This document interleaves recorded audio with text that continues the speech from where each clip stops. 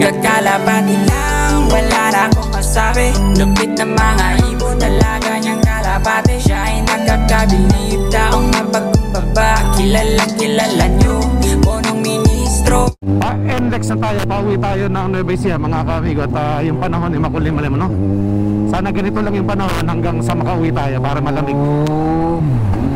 Yan, So nakaraan, umuwi tayo dito. Hindi na tayo masyado nakapag-video, no? So ngayon lang, pauwi. At malamig ang panahon, ano?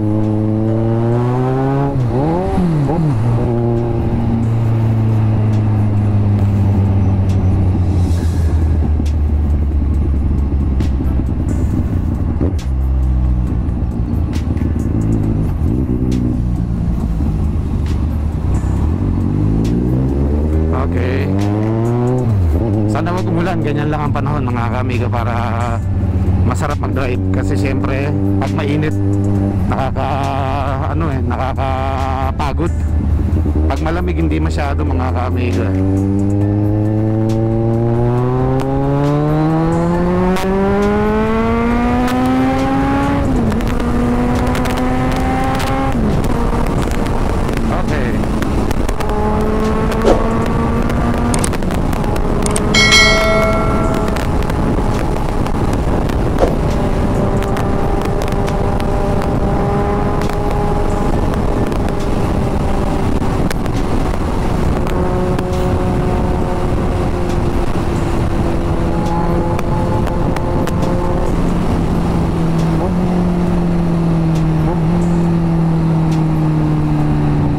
Ecija tayo.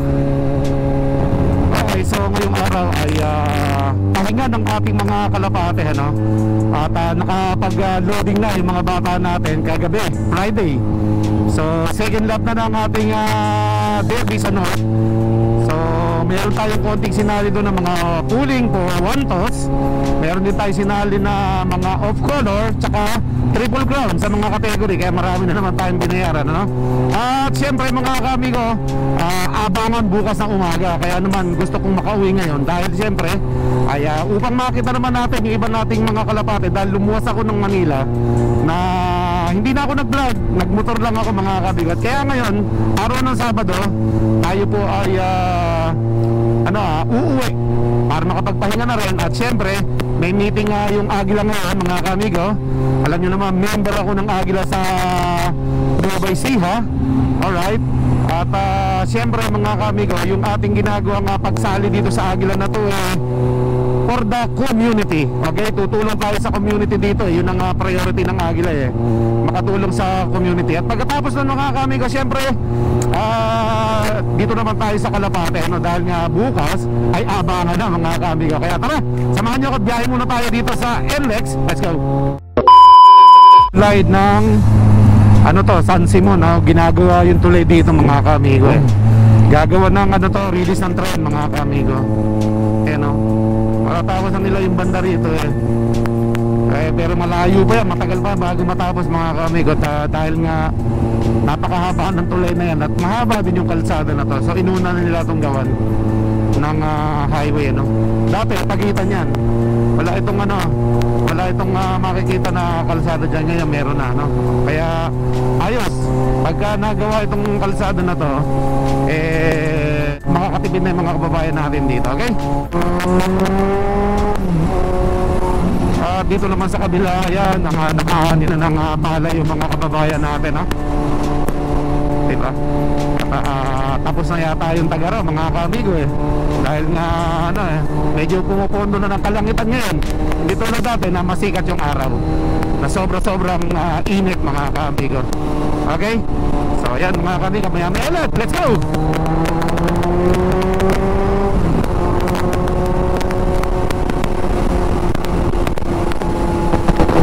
Okay, SCTEX na tayo mga ka-amigo. Sobra traffic, sobra daming umuwi ngayong weekends na to mga ka-amigo. Okay, Sabado ng umaga, daming umuwi hanggang dito. Ang haba ng sasakyan, puro sa gitna lang ako dumadaan. That means left and right ng lane natin puno. Ewan ko dito sa SCTEX kung ganun pa rin mga ka-amigo, napaka-traffic. Sa Sa gitna lang ako dumadaan talaga, sa guhit. Okay? Walang choice. Mas matraffic kapag ka 4 wheels ang ginamit natin, mga ka-amigo. Kaya nagbi-big bike ako para iwas traffic din, ano? Okay. Oh, yan, oh, marami pa rin sasakyan hanggang dito papuntang Subic, papuntang Clark. Mga kababayan natin pagka weekends namamasyal, nag-uuwian sa mga probinsya, okay? So tayo naman every week naman tayo umuwi ng Manila para makita rin natin yung pamilya natin, ha?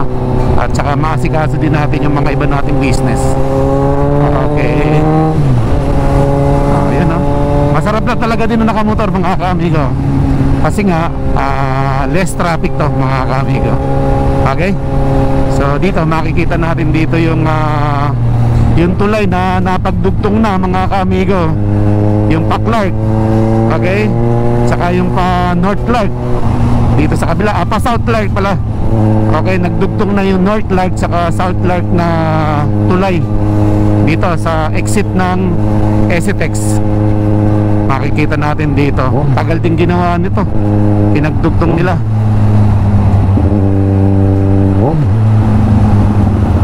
Malayo-layo pala, natatanaw na. Matagal-tagal din nilang ginawa itong tulay na to, napagdugtong din. Okay, hindi na sila bumuta sa highway, pinagdugtong na lang, mga ka-amigo. Ewan ko kung anong klaseng ano yung inilagay nila dito. Yan, oh, kitang-kita, oh. Tulay yan ng tren. Ayan, oh, ganda, no, mga ka-amigo. Ayan yung nagdugtong, oh. Gitna na yan. So yan yung sinasabi ko, pinagdugtong nila, diba? Ganda, oh. Oh, yun, diba? So pauwi na tayo, mga ka-amigo. Alright. 1 hour later.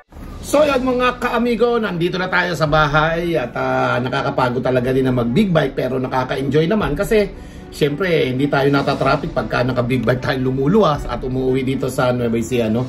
At syempre nga, kaya ako naman ginagawa nga mag big bike tayo. Kasi nga, mga ka-amigo, ito yung ginagamit ko kapag alam kong matraffic na sa Metro Manila. Pati NLEX nga ngayon, mga ka-amigo, wala nang pinipiling araw. Sobra traffic po, mga ka-amigo. Kaya naman, andaan ko lang dun sa mga pagipagitan lang na sunod-sunod na ano na yan, na lane, ano? Yung line na kulay puting putol-putol. So doon ako dumadaan sa pagitan ng mga sasakyan para makaiwas sa traffic, ano. Kaya kung nagkotse ako, mamaya pa ako dadating dito, mga ka-amigo, at sobra traffic, ano. So ngayon, mga ka-amigo, meron akong pinaplano sa ating dalawang lopman. At ito nga ay gagawin ko sa kanila mamaya, i-dare ko sila sa mga kalapating iniload nila kahapon. Kasi nga, nag-load kami ng bali 10, mga ka-amigo. So lahat ng kalapati natin sa first lap, nakauwi lahat yun, mga ka-amigo. Ang problema lang natin, nakatop na. Dahil nga, syempre, masyado pong nahirapan yung mga kalapati ng mga araw na yun, ano? Hindi lang yung kalapati natin, kundi yung kalapati rin ng ating mga ka-amigo at mga kalapatids na sumali sa first lap na to, sa club race na ito, no, mga ka-amigo. Kaya naman, itong ating second lap, nasa 900 na lang yata, mga ka-amigo, yung live, ano? Pero yun, iba-ibang kategory.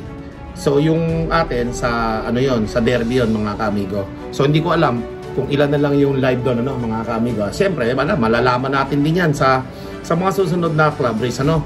Ito nga, second lap derby na, abangan bukas.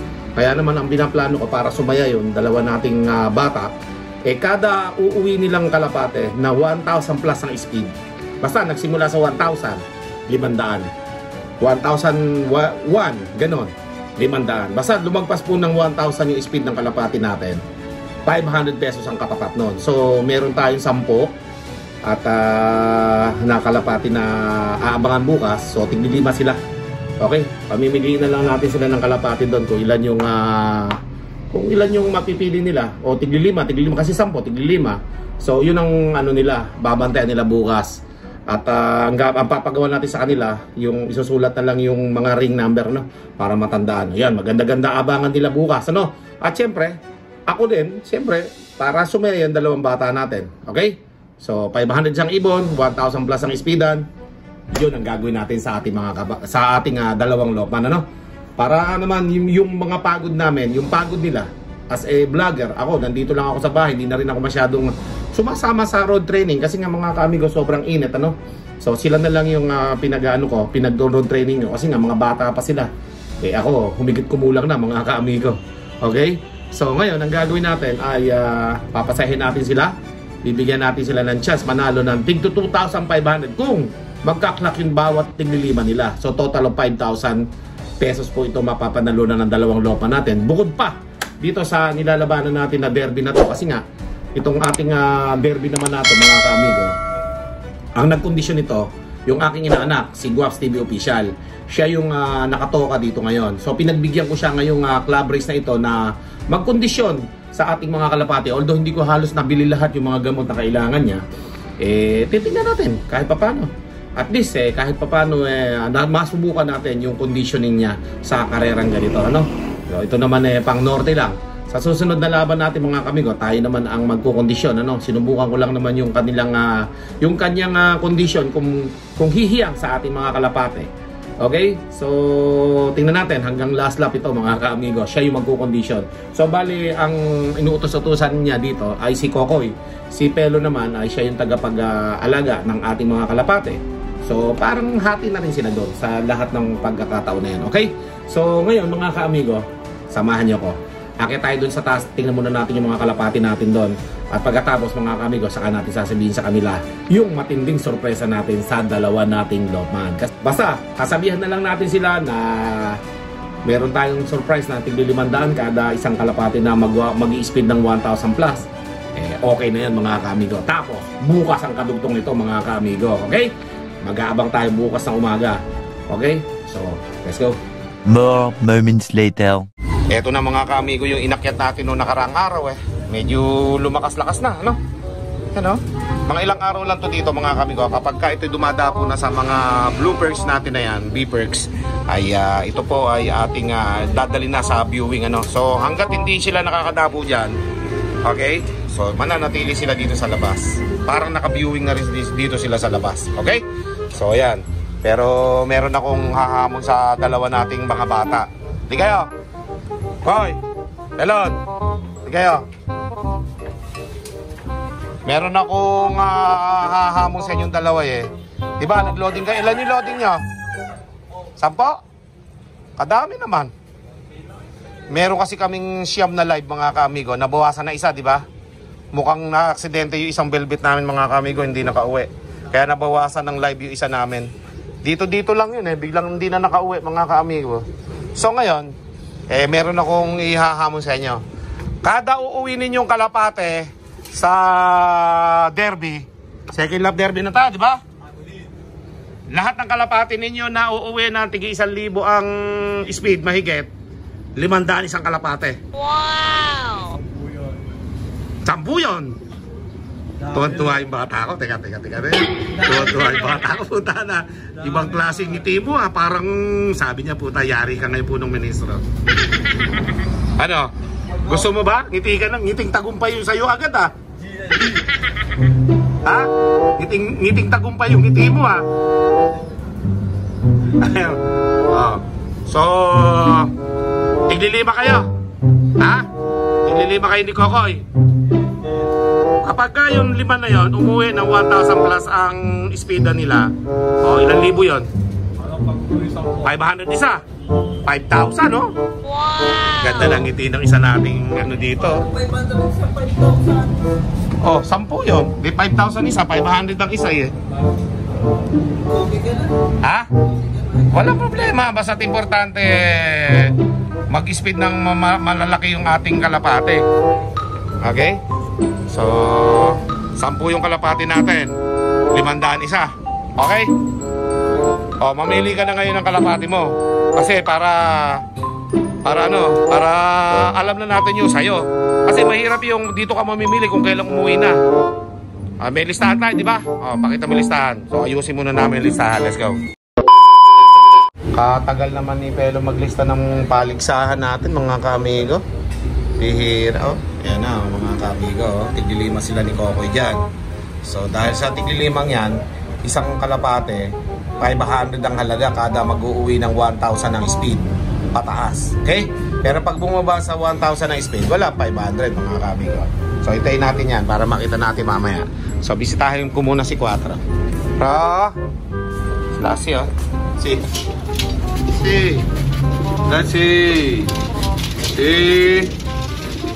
Lassie. Laki na ni Lassie. Kamusta ka na? Hindi ka ba nilalamig dyan? Dami mong tapong pagkain ah. Yun o mga kaamigo. Solo lang dito si Quattro mga kaamigo para hindi siya nakakapangasawa dun sa madaming kalapatihan doon. Hindi siya nabubugbog, hindi siya naaaway. Solo lang niya dito mga kaamigo. Yan o. Maporma din eh. Oo. Ano ba ang naman yan? Ganda ng pop si Quattro. Puro mga butil-butil na maliliit na matitigas. Ano yung binabaraka mo dyan? Binabaraka mo ba yung mga manok? O yan, hanggang naglilista si Pelon. At bukas mga kaamigo ng umaga, abangan na naman mga kaamigo. Ganun lang eh, tuwing linggo, abangan. Okay, loading natin Biyernes, minsan Sabado kapag malapit pa lang. Pero pag malayo na, Friday na po ang loading natin sa karera. Okay? So abangan nyo po yan. At bukas ng umaga magkakaalaman kung yung ating mga napaklak ng first lap mas bibilis pa sila sa pag-uwi, ano?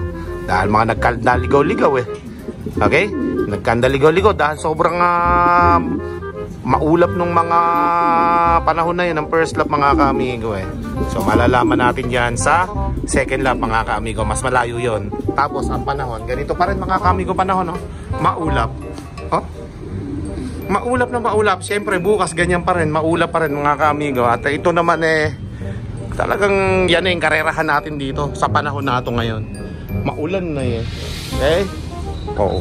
Kahit saan tayo lumingon dyan mga kaamigo, talagang maulap na. Yan meron pang kalapati doon kapit bahay dalawang puti Kita nyo naman yan may kalapati pa dyan pababa So yan mga kamigo, maya-maya tingnan natin yung listahan ni Pelon. Let's go. Nasaan na yung dagit natin ito? Lipat ka naman dagit. Lipat ka naman. Ayun, doon lang pumunta. Ayaw rumonda. Naggilid-gilid lang dito sa ating loft yan. Hey, mga nakatambay mga kalapatihan natin dito. Malamig ang panahon mga kamigo Walang sikat ang araw Talagang maulap lang Yan mga kamigo, paano kaya bukas yan? Sigurado bukas nito niya mga kamigo, pahirapan na naman mag-abang sa ating mga kalapate abang-abang lang tayo dyan bukas mga kamigo. At 10 kalapati sinali natin sa second lap abangan natin yon. Tingnan natin kung i-speed na mabilis yung ating mga kalapate na isinali. Okay? Okay, so eto na, tapos na yung listahan namin Nakita nyo ito mga kamigo, 1,000 plus ang speed, 500 ang isang premyo ng kalapate. Tiglilima yung dalawa, 10 yung sinali natin. Kung ilan yung uuwi ng 1,000 plus ang speed yan, o kaya 1,000 ang isa speed, 500 ang isa nun mga kamigo. Okay? Tingnan natin kung makakauwi itong mga listahan ng mga kalapate na to. Last 3 digit ng ring number yan mga kamigo. Baka natin bukas yan mga kamigo. Tingnan natin kung mananalo tong dalawa na to.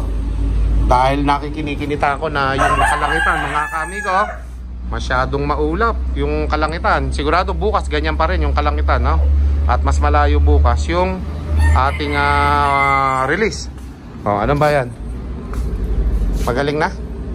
Ito isa natin yung survivor mga kamigo sa last lap Ayun halatan di po dumila tayo isa.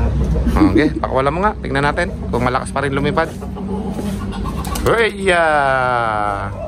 Umikot kaya yan? Ayan Saan na? Umikot kaya yan? Ngayon lang nakawala mula nung umuwi dito ng last lap mga kamigo lumayo agad. Yun may bago yatang dating Ayan tuwan-tuwa, matagal siyang di nalipad mga kamigo. Nagkasakit kasi yan nung last lap na hindi nakauwi Ayan babae, yan ang nag-iisang babae namin sa puti ang ring mga kamigo. Buti naman naka-recover na Yan, sabay lipad. Yun may kasabay, magkadagitan na Let's go. Oh, yun na. Tumagos. Malakas din lumipad mga kamigo eh. Yan yung nag-iisa natin babae. Kung tumagpos yan, super set sana yun. Naka-cut off yan kasi. Alright. More moments later. So yun mga kamigo, attend muna tayo ng meeting. General monthly meeting ng Agila dito sa Zaragoza. So marami tayo mga kuya dito na gusto sumama sa ating vlog. Ayan yun, si Pres, oh. Siyempre, ayan yung mga kakuya natin dito. So general monthly meeting namin for the month of, ano kuya? Anong month kayo? May. So ayan. Sisimula na yung meeting namin mga kamigo ko at mga kakuya natin. Alright, this is Zaragoza Matikas Eagles Club. Let's go!